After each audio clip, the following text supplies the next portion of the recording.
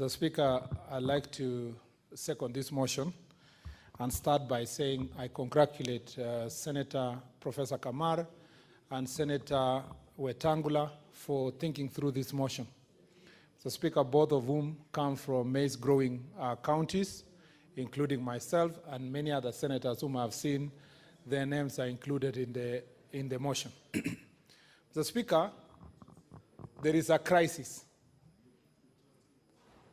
A crisis, Mr. Speaker, of monumental proportion. There is an injustice that is being meted, Mr. Speaker, on maize farmers. Maize farmers delivered their maize as from October last year, Mr. Speaker. And it is very sad that they are being caught, Mr. Speaker, on a crossfire between government investigation agencies, Mr. Speaker, and government departments, Mr. Speaker, of agriculture, including the departments that deal with cereals. When farmers deliver their maize, there was an understanding that they would be paid by December, so that by January this year, they were in a position to take their children to school.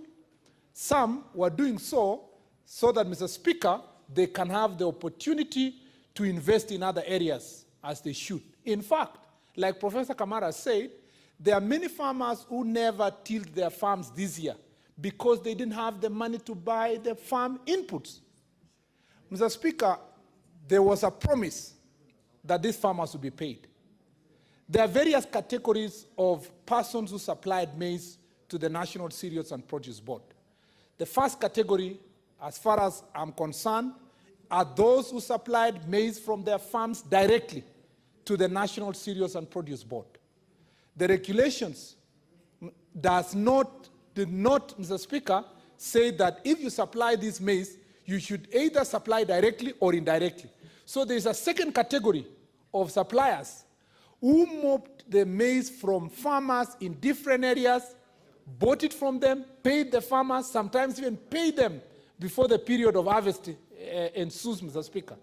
And some of these farmers are the ones that you saw being maligned, some of whom are from the county of Senator Kamar and some from Trans Nzoia County, and people even who are known to me, Mr. Speaker. Some even come from my own county, who have assisted farmers for over 10 years.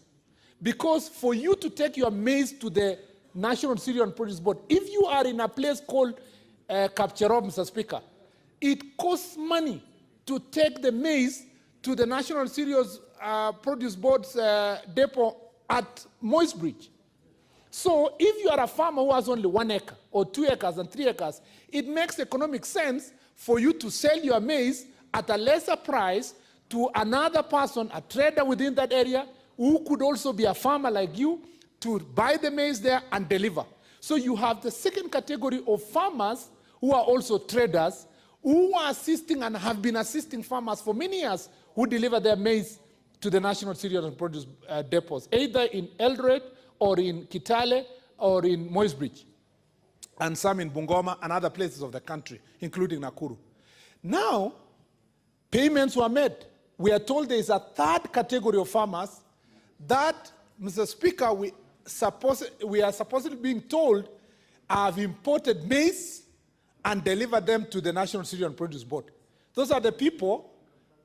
An argument is being made that there is corruption, there is a delivery of maize by other people, they are buying maize from farmers from outside the country. Unfortunately, of the 3 categories, the third category, there is no individual in this republic who has been arrested for importing maize and delivering to the National Cereals and Produce Board. What has happened, Mr. Speaker?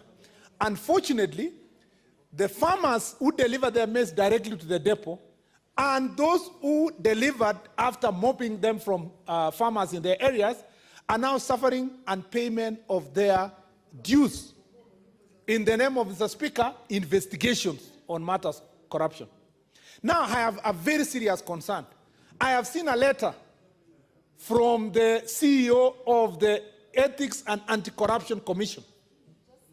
A letter, Mr. Speaker, written to the Cabinet Secretary and the Ministry of Agriculture, and telling them, if you pay those farmers, pay them at your own risk, because we are investigating what's going on in NCBP.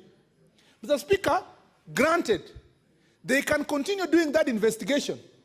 But, Mr. Speaker, it's not in doubt that poor farmers from Trans Nzoia, poor farmers from Bungoma, poor farmers, Mr. Speaker, from Uasin Gishu, from Elgeyo Marakwet County, where I come from Nakuru, who have delivered maize from 5 acres, 3 acres, 10 acres, 20 acres, Mr. Speaker, having labored last year to spend everything they had to till those farms, Mr. Speaker, are now waiting inordinately for an investigation that is endless, and they are not earning any interest, Mr. Speaker, insofar as that issue is concerned. I want to urge the committee, and I hope Senator Kajwang can stop distracting the chair of this committee, Mr. Speaker, because it's a very serious matter.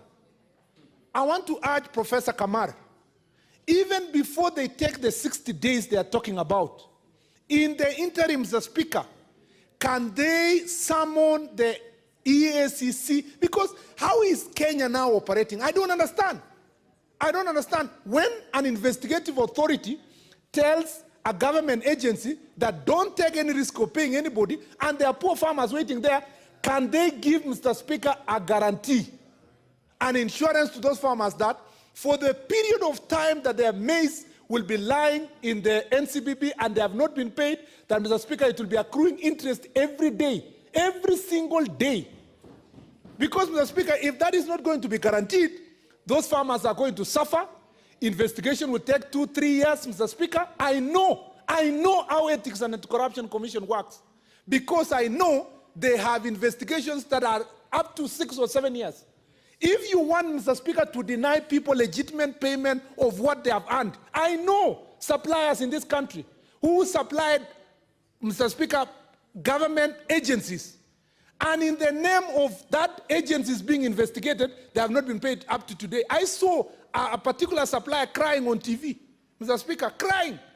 Suppliers of goods of 100,000, 300,000, 500,000, Mr. Speaker, maybe they were going to make profit of 10,000, 20,000, or 50,000.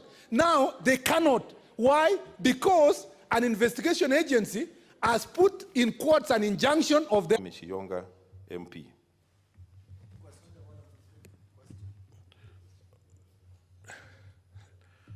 What's your point of order, Leader? It's only fine for such a kind of motion to avoid the protracted kind of back and forth, and to abide with, to stick with the tradition and the provision of the standing orders that a consultation be done. We don't want to have a back and forth and have a divisive voting on such a matter. And the mover, Senator Kajwang, we just need to consider that suggestion given to him and make the necessary amendment, and we proceed. Because if we continue like that, we can do a further amendment and proceed, so that we don't have to get protracted on non-issues when we go back to the real motion. Leader, what's your point of order, Senator? Unless otherwise, Mr. Speaker, the movers of this motion and Senator Moses Wetangula is here, I thought you were taking a bipartisan position on this matter, to the extent, therefore, that the question of minority and majority would not apply, unless it is different and there are party positions in the matter, and you have not informed us, that then what Senator Murkomen says applies, that you should have minority and majority. So it's important, but since you've put the question, Mr. Speaker, can we express our displeasure or otherwise?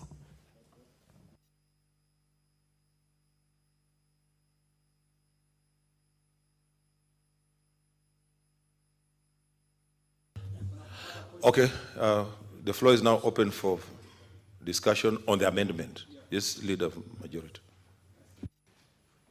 I still think, Mr. Speaker, the right thing to do is to further amend the amendment by the mover, Mr. Speaker, if he wants to have more people with the consultation we have talked about, he can have one person from this side and one person from the other side, so that we stop debating on this issue and go back to the main issue. Senator Kaj